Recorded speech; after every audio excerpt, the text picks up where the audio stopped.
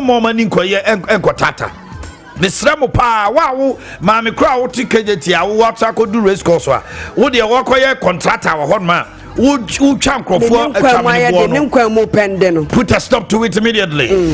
Thank you. This morning His Excellency the former president is in the news. Na di asem na waka what say asem no kan no idiomatic expression. Omo wie school. Na omo wie school ache no. Ana omo free school dem ntem no. Woman Tibrofunti, and almost no say do or die, no, and yeah, or die be die. Now, idiomatic expression. Difference between do or die. Over Kaya and Ra, Abronoma, me define what it is, Nyame, but because Oxford Dictionary. Do or die. And I make up Bob say, what is do or die? Now, do or die, no, and I'm a boy, yes, me person me who what do or die stands for. It will be do or die no and Oxford Dictionary Emma me meaning. Okay, now the meaning no say the entire maker when they say some people send messages and were like Omanhene, why do you have to go to that? Now say listen and no man penny your mama also on dictionary so maybe the grofo can call dictionary dictionary mo ko share I ko hear said the bear papa na say free school muntem or say persist. Even if death is the result, do or die. Oxford Dictionary. Samum or say persist. Even if death is the result. Say empo do or die. You tell my parents your mama or say asema kind no and young from so on chin sanem chin searchna. It's say one more free school there montem and no more movie school tem no. A idiomatic expression into a church him video na crowd I intino. Telling all our party executives say you must be at that polling station and make sure the right thing is done. You must be at the collation center and make sure the right thing is done. Don't abdicate your responsibility at that level and expect that after somebody has stolen the election you go to Supreme Court to see if they will turn the election for you. They won't do it. Maintain sign is a do or die effect. It's an English idiom. Mobianko be in this line and see what do or die means. It's different from all that. I'm telling all our party executives say you must be at that polling station and make sure the right thing is done. You must be at the collation center and make sure the right thing is done. Don't abdicate your responsibility at that level and expect that after somebody has stolen the election you go to Supreme Court to see if they will turn the election for you. They won't do it. Maintain sign is a do or die effect. It's an English idiom. Mobianko be in this line and see what do or die means. It's different from all die be die. All die be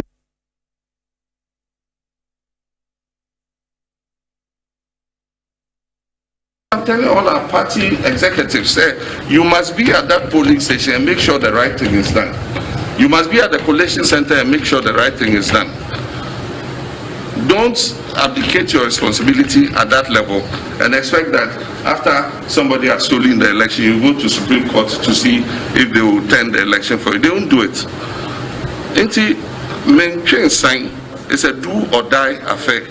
It's an English idiom. Mobianko be in this line and see what do or die means. It's different from all die be die. All die be. Okay, so Omanhene Yaw Mahama asem no ya akwaba. I want to say already adom now so we dey mean cancel yes wo yirai omo na yirai omumum na yirai baba na dimo yirai omumum na yirai. All right, enti asema Ghana Omanhene dada de atodwa no ose won twensan na asema o ka no na ne bota nyina so ka che polling station MDC fo a omobekọ ho no eno ma twenko ma me kwa homa no so na me ne Dr. Dade Yebo a entwetwe nkomo wo ye communications department Christian Service University College head.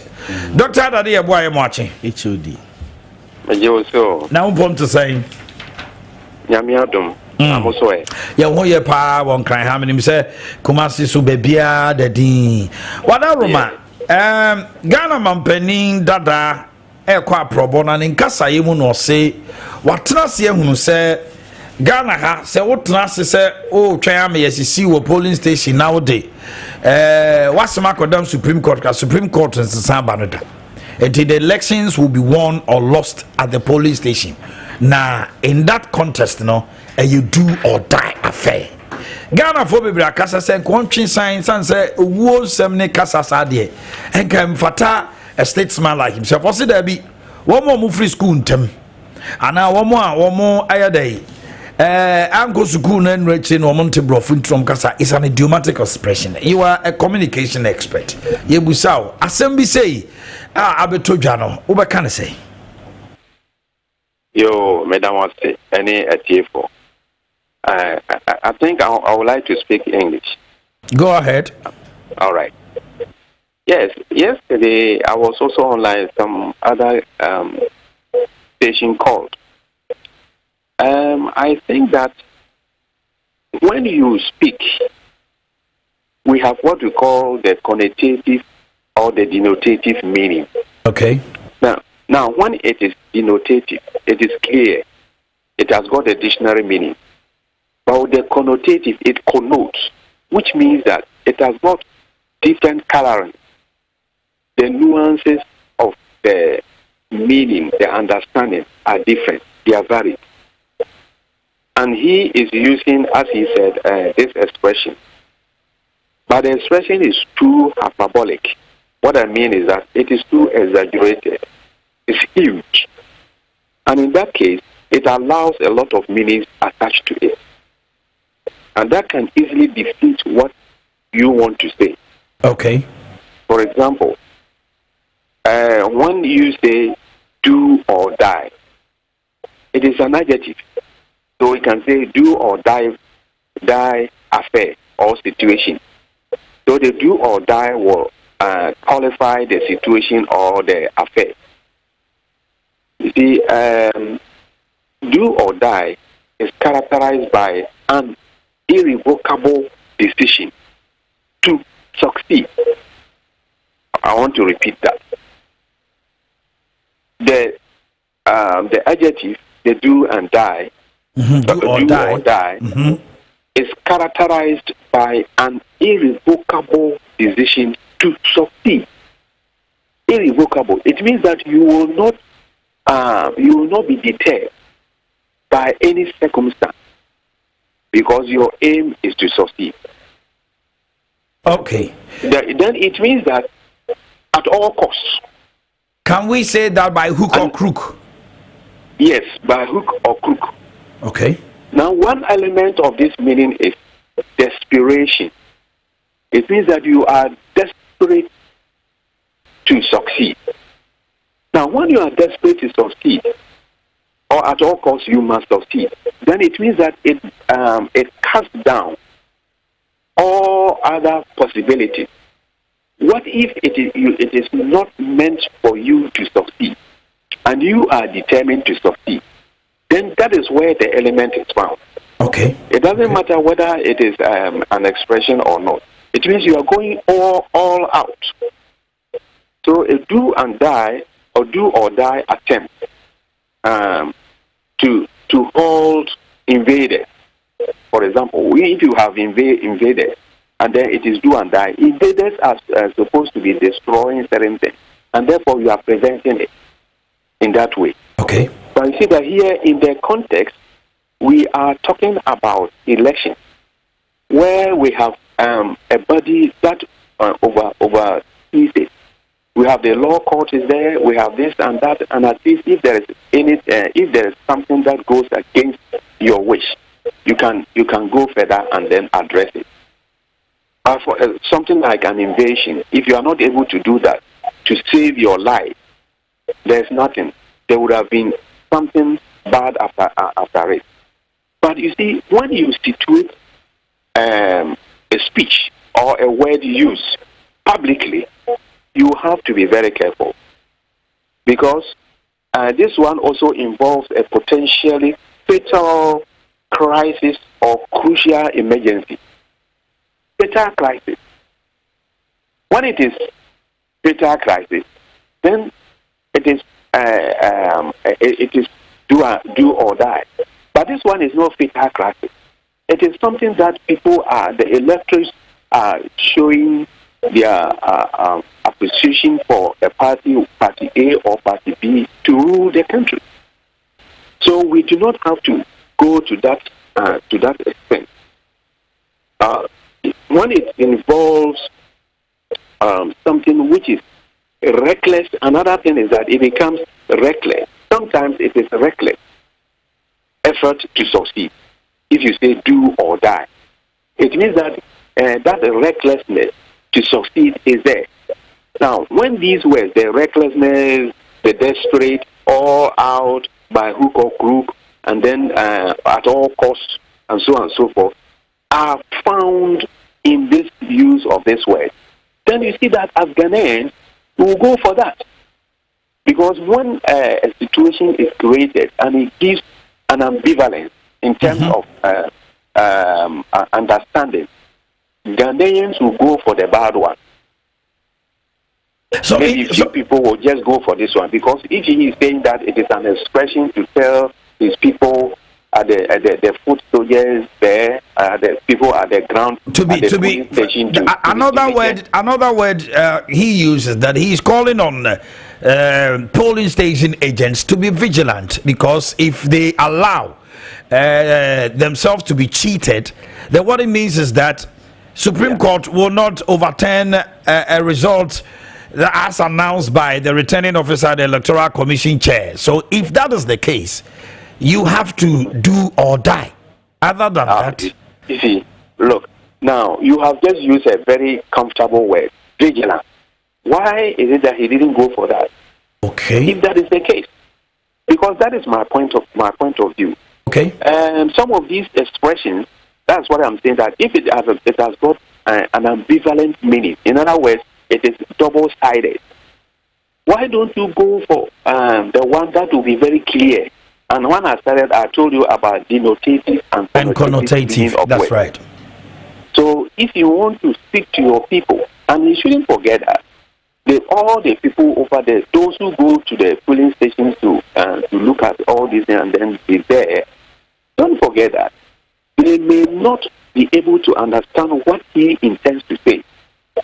So the clarity of his speech should have been something like, they should be vigilant.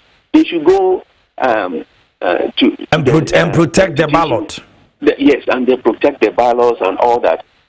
They should open their eyes very well because of these things and that. But if you say that it is so for you, coming from the former president, and he says that he will not retract it because it's an idiom expression, and at the same time, those who left school so early and cannot understand English are making a whole mound out of a hill. Is he also not? He has an opinion, as he has expressed. He says that probably they did not understand what he intended, and you are saying that connotative, denotative. You should have gone straight and say be vigilant instead of say do or die, because anybody will go for the do or die since they also want to impress him. Yeah, that's what that is the point. You see,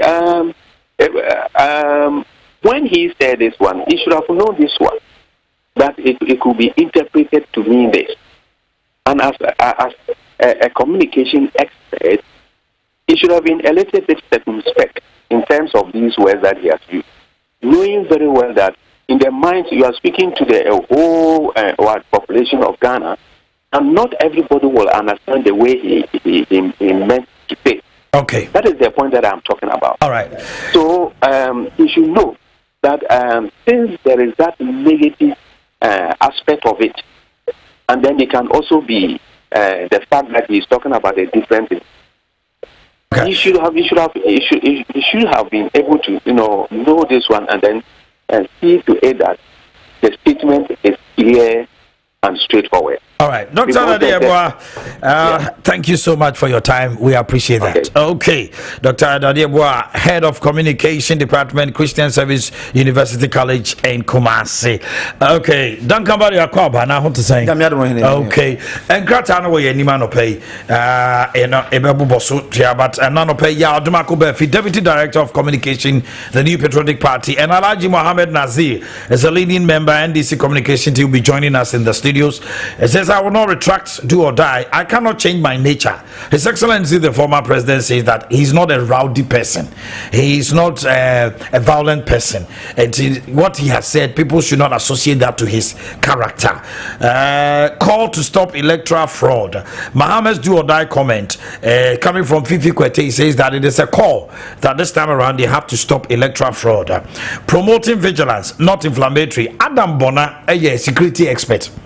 So Omanhene Yaw mama asem no kan no promoting vigilance and inflammatory intigrofo mo say inflammatory no nya sanetie that for me akpo seals government for sole sourcing agenda 111 designs to say David Ajayi Paul Adomorote appointed board chairman Ghana Airports Company. These came this morning and grata no nyakwa ma bobo senko Omanhene mikuta the daily statesman the bokrata wa ha enkomoboya awuboye ya na semufo panyin de ma the daily dispatch da bokrata yenwa Benefsen edina no atomu bi se entwa yie na kamfaso bia ni so sa papa ne beka do and die no do or die no do or die no if you say na ko betimi akase bia womo ha womani vigilance ya na wokan na do or die ne brofo na wokan ne dia no kwasem entwa yie kranti yenwa Benefsen edina no aba betumu bi agenda 111 asem a wokan yen na emrahye bedwani ya wogina edima manfo a womo wo South Day yenwa Roxanne Nelson da fiamapo na wode atudwa say abai atue sika $6 million ediama sa contractors Ajayi yes and associate na says kana watua mo as a consultant fee was one no na ohun say entwa yi enti wode akọ Accra High Court say wo mo enhwehwem enti eno so eno no say ECOWAS no a ye no nsia brem kasebo ye kokofaa bi virtual mampanyini na adodanko akufo adro kasasa ade asie wo Guinea no anokwasem ne entwa yi kra na sa ku no krampo e baaye no say Guinea for no ya suspend wo mo ajo paper be na wo dispatch right where the daily statesman yes, okay da obokrata no enti ECOWAS emergency meeting no na course so Guinea okay for sa coup d'etat na course ya yanko yanim Mamenfa delegate Democrat and Entwaso. Na delegate Democrat and Chese Mahama fired for do or die threats. Na Odasujina near Wakanwa delegate Democrat and Tuyankra. Na Ose daily guide, please, not the new crusading guide. Daily guide Democrat no. And no Moonlight FM so sunyai. And Mampenda da Mahama Kotna so ne thank you to ya. And no chimu se na samo ka do or die no ni pebi na nwasi bone no enye ne bone so a nemum o chese ne course 2020 elections no no entweye ebini so mo director of elections se chese omoko ballot papers bi ane print ne double a na ekwa asantema ntemu sa ne ma ne nyina ene wo kase 2024 no debi omon konisa afrase yankonisa kane no ena eye delegate Democrat na eboya mane na Ethiopia so no mo prime minister waba besra yen Vice President Dr. Alhaji Mahmoud Bawumia ena ekusia no koma na kwaba ne mampeni na adodanko akufo do kubu tumai ena o chese ba waba ne bibia se be no my Ghana na Ethiopia man no ya yonkofa ebetimi ayire mu na yetim aboabo ho bambo ene ho ntutie ya aboabo ho sa kwan no so ene nam so ma ne ba ye ho asem delegate Democrat no aboso no macho kaka adra report no entity ne se mampanin mpanimfo akasa interior ministry no so next week the report will come out report ni nyina de betuga ama manfo unse na busia na starting na committee na wi o maduma na ba so ne ewu ne ekoso ne ewu ne omo yeyen ene ade a mampanin na do danko akufo ado ahye se hwie be next week report no monfamra bonti no bia ni TMB e bia we na ankoye se bia en se bible yemfa bi nkan yemfa bi be free pepe enti delegate Democrat and nsema no pay akontra de ba chronicle be so sem also say so kukusi ko nipa hu mahunu se wode bana headline bia badna wa twere se enkran yi wo se anwona kasa nkran na one kind ye obo adesagbaye ye si adesagbaye si adesagbaye ameto Amegbeto menyo sambeba da bi ofia abanso no ojo ni pa mo ogugu ti the chronicle ayi kan man pan eda ase hase ena wo che se enura no metie ni din na papa mahama yesi anu wa tre chana mu asema wo kan se na omo new school no se den omo free school dem mu ntem eni omo free school dem mu ntem eni ne wan ko bi da wo so ato abama wo so obi won dey okoi no dey kobo no dey wanwi wono na nti ase na ni wan si dem ho to da kran so to abama won so e asem bisa asem na no ti won eduru sa bre ni ye pe dibire no aya na ya ni ba bi won so na ye de bi makodifo bise asem papa na na do kan bire bi atwam edi ni nya na do kan sa asem no wani nkunim odi nkunim olusu oh do now even a software be crowd a cassette it really cost him. Probably His Excellency the former president doesn't see that say or see all that be die. So if you juxtapose all that be die to that, it cannot work.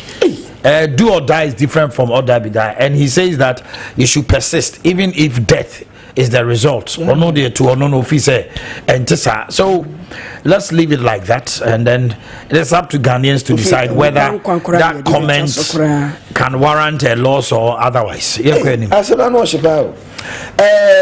what is a chronicle center spread. And when we for Samuel Abujinapo, was off for her and Sassine a goodie in some show. It's so cosrad and I'm Dunkau. And what they two when him say what that you know who saying someone small scale minus Nika say nananom ene wo mo atim potem ho ye de wo ka ho na see tu galam se ase be bo na ye no krepa so maybe atwam small scale for no rezi asemi won mo se wo de soldier for me bu wi a wokọ omum na te wo no mo nim ba bia ko for nananom mre etimo de mo for opinion leaders get them involved afei upon a second thought ma dwene ho se e be bo apa I think he's taking a good decision e be bo o ye no de tato se small scale mining ye twem na mumom a emfa mra kwan so e se ye ntase no mumom na okay abo amane wa na me mfa we ntwato afiku ayi wo be ka kane na hye bedwani a na wo ayi evaluate wo ayi fifi mantem ye se na nanom tue ka ta abre so mra na omutu ma bi wo se da ase ohine ne sisika na omo si 200,000 bi o se oni o marine driver I cash wo so minimum hwe ni omo ne die do my friends so mechire baby because this can man na wan ka be all right the daily graphic daily graphic the Bokrata afina krata ya makoma so ade ama me papa fi say mental health authority mpanifu afina omo hunu say